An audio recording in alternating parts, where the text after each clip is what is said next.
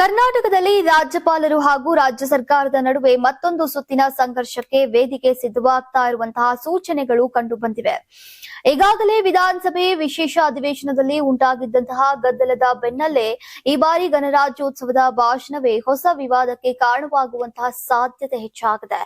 ಸಂಪ್ರದಾಯದಂತೆ ಗಣರಾಜ್ಯೋತ್ಸವದಂದು ರಾಜ್ಯಪಾಲರು ಓದುವ ಭಾಷಣವನ್ನ ರಾಜ್ಯ ಸರ್ಕಾರವೇ ತಯಾರಿಸಿ ನೀಡುತ್ತೆ. ಆದರೆ ಈ ಬಾರಿ ಸರ್ಕಾರ ಸಿದ್ಧಪಡಿಸಿರುವಂತಹ ಭಾಷಣದಲ್ಲಿ ಕೇಂದ್ರ ಸರ್ಕಾರದ ನೀತಿಗಳ ಕುರಿತು ತೀವ್ರ ಟೀಕೆಗಳಿರುವುದು ಈಗ ರಾಜ್ಯಪಾಲರ ಅಸಮಾಧಾನಕ್ಕೆ ಕಾರಣವಾಗಿದೆ ಅಂತ ತಿಳಿದು ಬಂದಿದೆ.